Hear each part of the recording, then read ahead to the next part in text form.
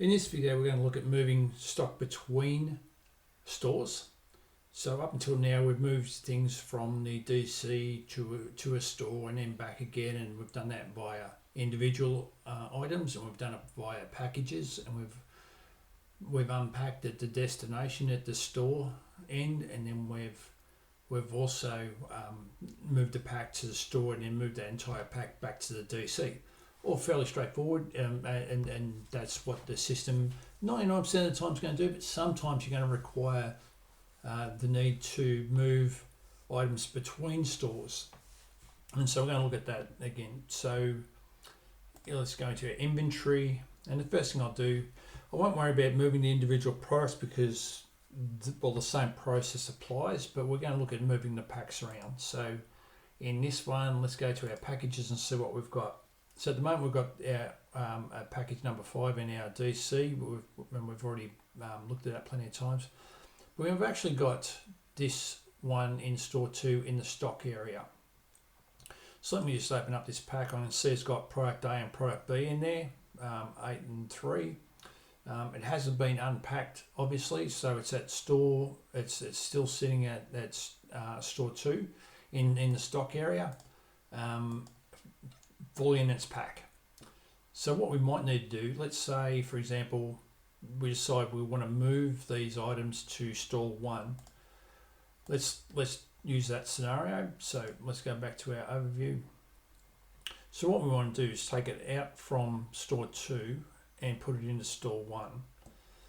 So what we're going to do is take advantage of this DC returns operation, and we're going to tweak it slightly just for this one operation, and we're going to create a new move, and we're going to use this operation, but we're going to tweak it down here. So we're not actually going to take it to the returns. We're going to take it to store 1. Okay. Now that package was in the stock area, so I'm not going to add any products, loose products in here. I'm going to add the package in here, and I can see box number 7. For interest's sake, I'm going to remove this for a moment. Let's say, for example, I had the bulk area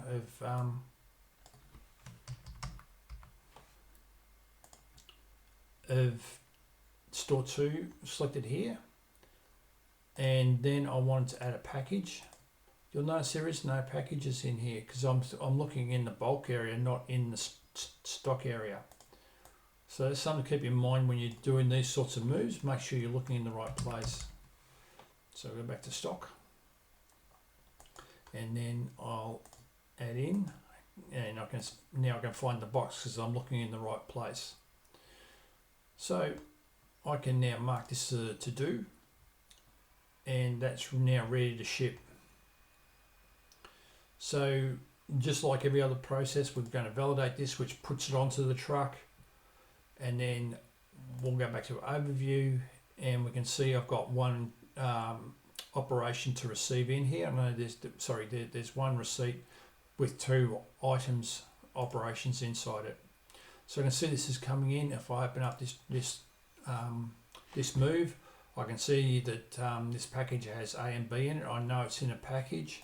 I can see the package up the top here, and so the guys out in dock will just set up the package, and they'll know that it's got these items in there, and I can validate.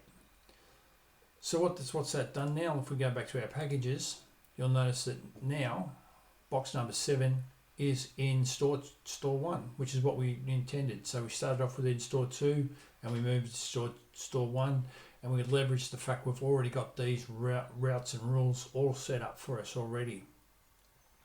So I hope that makes sense, and you see how that all works.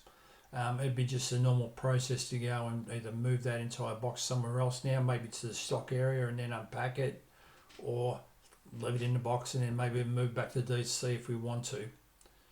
I hope that'll make sense, and I'll see you on the next one.